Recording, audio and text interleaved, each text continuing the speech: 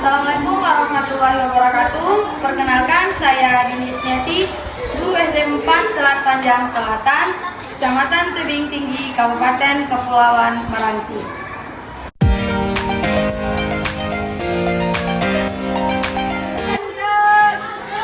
Kurikulum Merdeka hadir sebagai semangat perubahan, memberikan kebebasan kepada siswa untuk mengembangkan bakat, minat, dan potensinya masing-masing.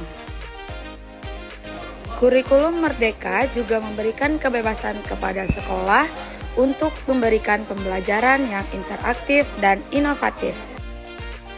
Rapor pendidikan yang baik merupakan simbol dari keberhasilan pembelajaran di sekolah. Kegalauan seorang guru muncul ketika rapor pendidikan pada aspek literasi dan numerasi yang menyala merahnya. Sebagai seorang guru, saya juga memiliki tanggung jawab yang besar untuk meningkatkan rapor pendidikan. Memfasilitasi pembelajaran yang berdiferensiasi pada siswa merupakan salah satu strategi saya untuk meningkatkan kemampuan literasi dan numerasi pada pembelajaran. Itulah alasannya kenapa saya mengimbaskan praktik baik yang saya namakan PELITA, pembelajaran literasi dan numerasi yang tuntas.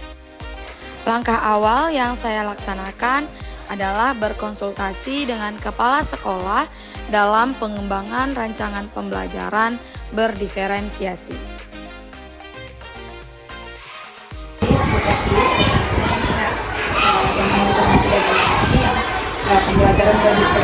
Kemudian saya berkolaborasi dengan rekan sejawat terkait RPP berdiferensiasi, serta menyebarkan angket terhadap siswa akan kebutuhan dan gaya belajarnya.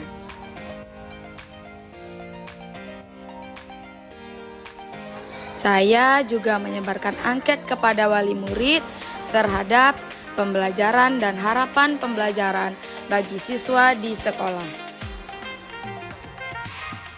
Dari observasi tersebut, didapatkan hasil bahwa pembelajaran belum sesuai harapan dan pembelajaran masih sangat lemah pada literasi dan numerasi. Saya melakukan eksekusi pembelajaran berdiferensiasi aspek literasi dan numerasi di sekolah dasar. Seperti yang kita ketahui, literasi dan numerasi tidak hanya mencakup kemampuan membaca, menulis, dan berhitung saja. Literasi adalah kecakapan membaca, mengumpulkan, menafsirkan informasi dalam bentuk teks maupun bentuk lainnya yang digunakan untuk memahami, menganalisis informasi dalam upaya mengembangkan pemahaman maupun menemukan alternatif solusi permasalahan melalui penalaran logis. Sedangkan numerasi adalah kecakapan menggunakan konsep matematika dan data numerik yang relevan dalam kehidupan sehari-hari. Diferensiasi pembelajaran pada aspek literasi dan numerasi yang saya lakukan yaitu membiasakan siswa membaca dan menulis seperti membaca buku sebelum kelas dimulai.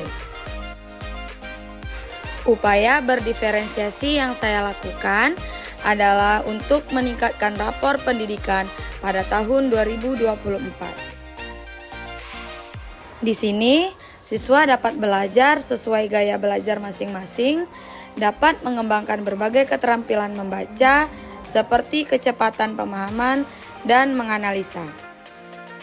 Saya juga mengintegrasikan pemanfaatan teknologi pada literasi digital untuk dapat mencari lebih lanjut informasi melalui e-book, video pembelajaran, dan platform digital lainnya.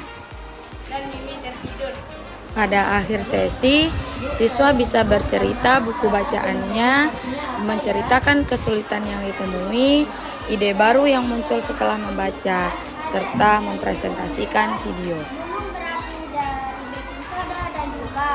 Aku pengen membuat dari bahan seadanya di dapur.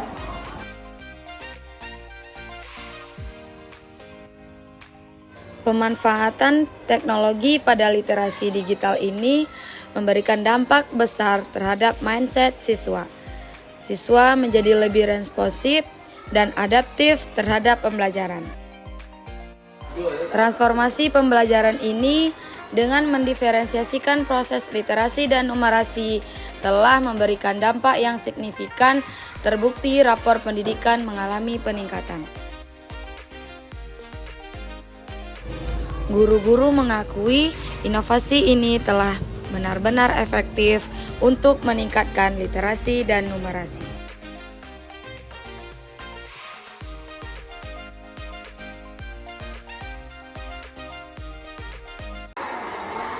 Sejak Bu Dini menerapkan diferensiasi pada literasi dan numerasi, saya melihat peningkatan yang signifikan pada kemampuan peserta didik, terutama dalam memahami teks-teks yang kompleks, dan mereka jadi percaya diri dalam mengekspresikan ide-ide mereka.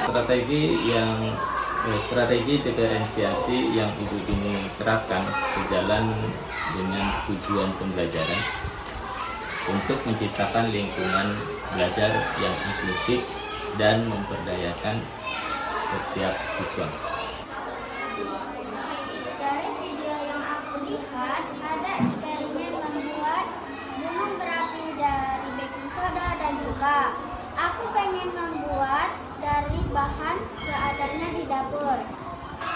Aku tadi baca cerita tentang kucing yang namanya Mimi. Mimi takut banget kegelapan. Setiap malam, Mimi tidur di samping mamanya. Pada suatu hari, lampu di kamar Mimi mati. Terus Mimi menangis. Tapi akhirnya Mama nyariin Mimi. Dan Mimi tertidur. Bu, saya bingung sama kata fenomena, artinya apa ya?